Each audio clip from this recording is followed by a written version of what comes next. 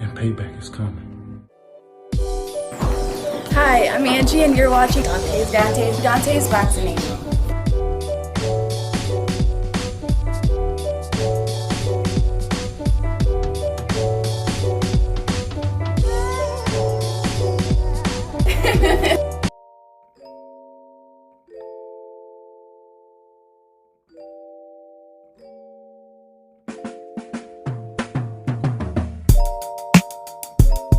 Dante's Boxing Nation, what's going on, guys?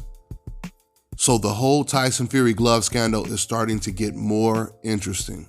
I mean, I don't know who this favors, but it's definitely getting interesting. So now, Nevada State Athletic Commission, Bob Bennett, who runs the commission, he responded to the video that Deontay Wilder made on Instagram, where Deontay Wilder clearly displays irregularities when it comes to Tyson Fury's gloves in both fights. And Nsac, they responded to Deontay Wilder the same way they responded to fans when fans started to flood Nsac's email with images and video footage of Tyson Fury's gloves. And Nsac basically said, there's nothing to see here, move on, right? Now, when it comes to Wilder, they're making it seem like he's just delusional. Their main argument is because the gloves are always being watched. It's impossible. It had to be impossible for Tyson Fury to cheat. Let me quote exactly what Bob Bennett said. "I'd like to recognize Deontay Wilder for his success as an Olympian and as a world-class fighter, for being a real asset to the fans of boxing. He's fought some of the best heavyweights in the division. I'm aware of his remarks regarding the Nevada State Athletic Commission gloves process, as well referee Kenny Bayless, and I was disappointed to read them knowing they're not true." Now, let me stop right there before I continue. You notice he says, I'm aware of what Deontay Wilder said about the glove process, and then he says, everything he said, it's not true. How do you say something that Deontay Wilder said is not true when he's actually showing you Tyson Fury's gloves? He's showing you his gloves and he's asking a question. How does a brand new glove bend at a 90-degree angle? And his only response is, that's not true? What's not true? So you're saying gloves, they do just normally bend at a 90-degree angle when someone's throwing a hook? So Nsac, they continue by saying, it's unfortunate that Mr. Wilder has these thoughts and beliefs, which he is entitled to. He has the freedom of speech like we all do. We wish him continued success and the best. And then he goes through this long segment where he talks about their glove process and how it's impossible, according to Nsac, for anyone to cheat because they watched the gloves so thoroughly. I think it's important to note, it's a couple things that's important to note. Nsac had the same glove process when Margarito got caught cheating against Shane Mosley. And it wasn't Nsac that caught it. In fact, do you guys know every single time a boxer got caught cheating in the ring, Nsac never caught it? It's always been some other person, the other team.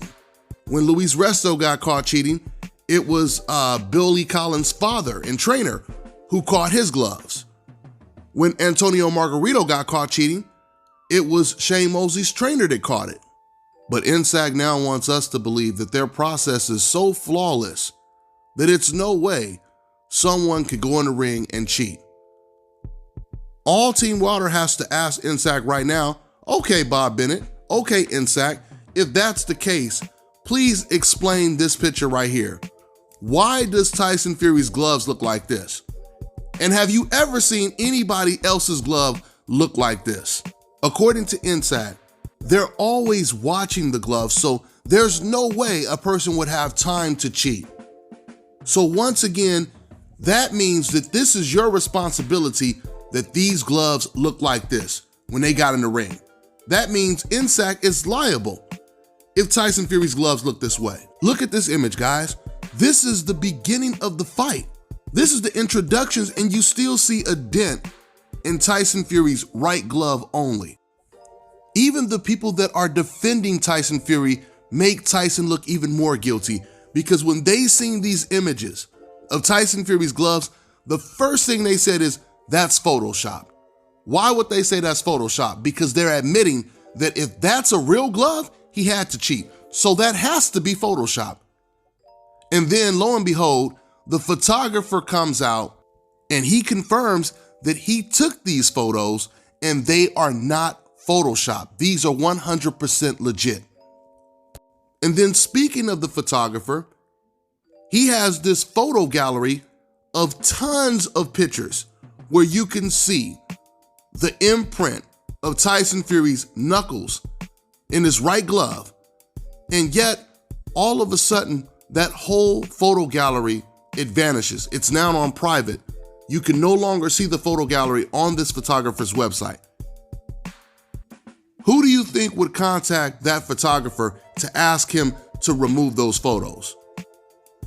Do you know this photographer has never in his life took down an entire photo gallery of a fight that took place before? This is the first time he's ever did it.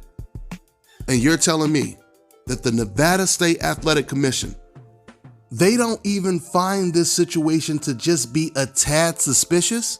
Not even a smidget? I mean, I don't expect them to say Tyson Fury cheated and I agree with you, Deontay Wilder.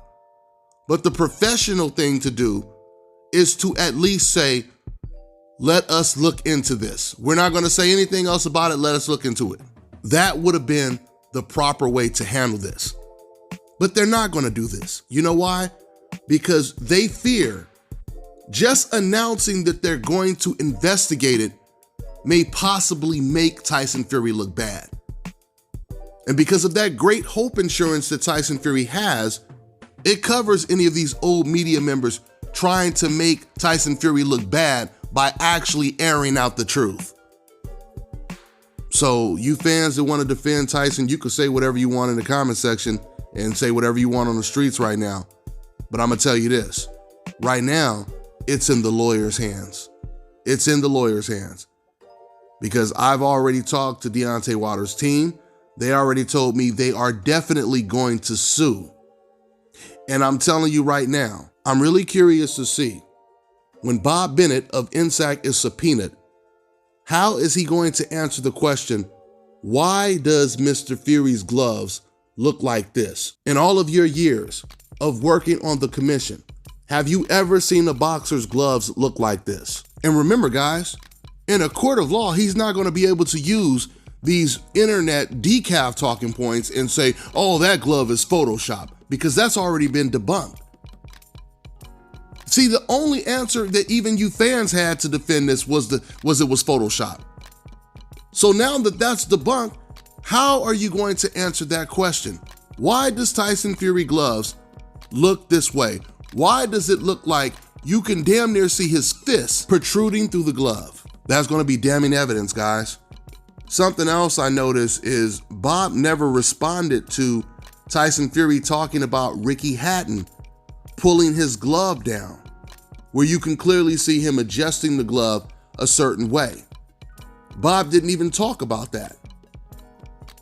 And what is Bob going to say if he's on the stand and the doctor, Deontay Wilder's doctor, testifies and proves that this man had a dent in his head and it could not have been from a boxing glove? It had to be from a blunt object. Now, for the fans that say they don't even believe that, once again, this is what makes Deontay Wilder's case even stronger. You notice these fans always say, oh, I don't believe this, I don't believe that, right? When they seen the glove, they didn't believe the glove because they said it was Photoshop. When they heard doctor reports and they heard it was a dent in Deontay Wilder's head, they said they didn't believe that, right? Then Deontay Wilder, he comes out and he confirms it. When Deontay Wilder wasn't talking, they said, oh, I don't believe it because Wilder isn't saying it. And then Deontay Wilder came out and he spoke on it. The Tyson Fury fans are making Tyson look even more guilty because they continue to help Team Wilder come up with more damning proof, more damning evidence. So I don't know exactly how this is going to play out, guys, but I'm telling you right now, this could either be really, really bad for Deontay Wilder, or it could be really, really bad for Nsac and everyone that was involved in that Tyson Fury glove scandal. The reason why I say it could be bad for Wilder is because if he doesn't have the right lawyers and he doesn't take this as seriously as I think he is taking it, then this could all just blow by and he could never get the revenge, and his career and his legacy is going to be ruined. But if he wins a lawsuit, or if he even can get Tyson Fury back in the ring a third time and avenge that, then this becomes one of the greatest boxing legacy stories ever. For Tyson Fury, no matter what happens, there will always be a cloud of suspicion around him, because these photos of his gloves will always be linked and attached to him whenever his name is mentioned. Something else I almost forgot to mention. I meant to talk about this earlier. Now, I had an associate in boxing. He was a cut man. Because he had been in the game for so long, he had knew everyone. He knew all the boxers, he knew all the promoters, he knew everyone. And I remember he told me years ago, around the time that Andre Ward had went on his little hiatus and everyone started to give Andre Ward the Floyd Mayweather treatment, where they started to hate his guts just because of him being on a coincidental list and being as dominant as he was. We already know what that's about. This associate of mine's, I found out by talking to him about the whole Andre Ward coming back and signing the Kovalev contract. He hated Andre Ward's guts.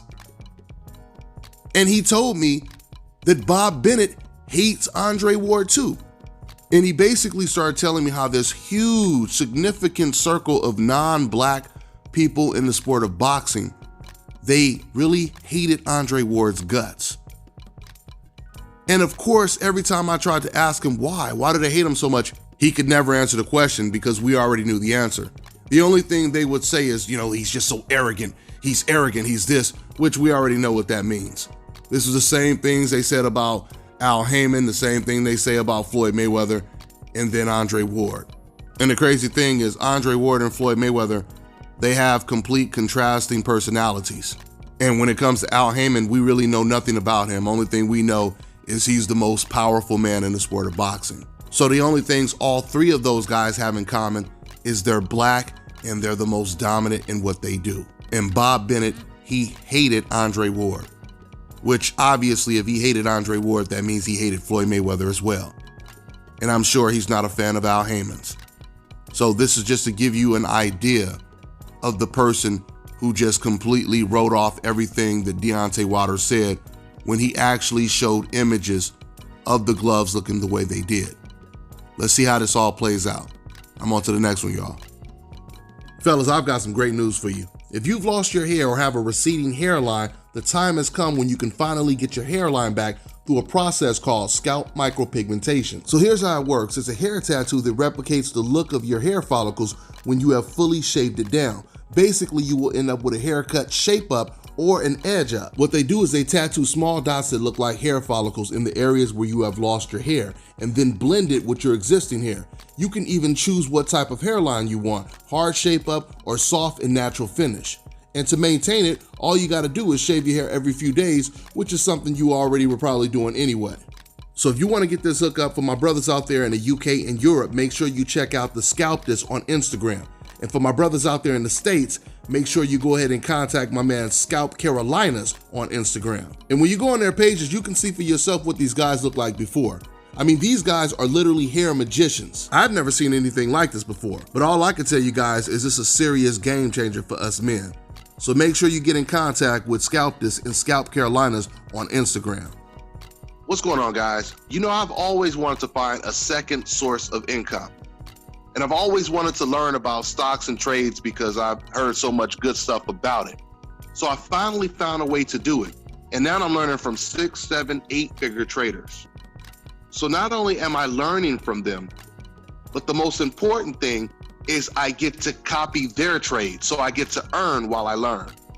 Now, if you want the full details, click on the link below so you can learn while you copy and paste their trades. And just understand this, guys. Just by watching the video, you're doing a great job of supporting my channel, and I appreciate it. And the craziest thing about doing this trading is you can do it anywhere. All you need is an internet connection, and you can do it just with your phone. So if you want to learn how to make a second income alongside me without having to pitch, sell, or recruit, go ahead and click on the link below, and I'll see you inside. You know, I always say on this channel, pay-per-view fights should actually be free. And now the day has come where I'm about to hook you up with an app where you can watch all your pay-per-view events, boxing, UFC, etc. for free. I want to introduce Block TV, the best internet streaming television app out there. They provide over 3,600 channels including HBO, Cinemax, Showtime, and Stars. They have a massive video on demand library with over 40,000 of the new release movies and the latest TV series. And it also includes DVR, so you're getting all of this for $34.99 a month, and once again, that includes free pay-per-view. So this one right here is a no-brainer, guys, because back in Las Vegas, I was paying damn near $200 a month for my cable. Those days are long gone now. So to get the app, make sure you guys go over to getblocktv.com and put in my promo code and get 30% off your first month. You also get a free month for every friend you refer. The promo code is DBNation.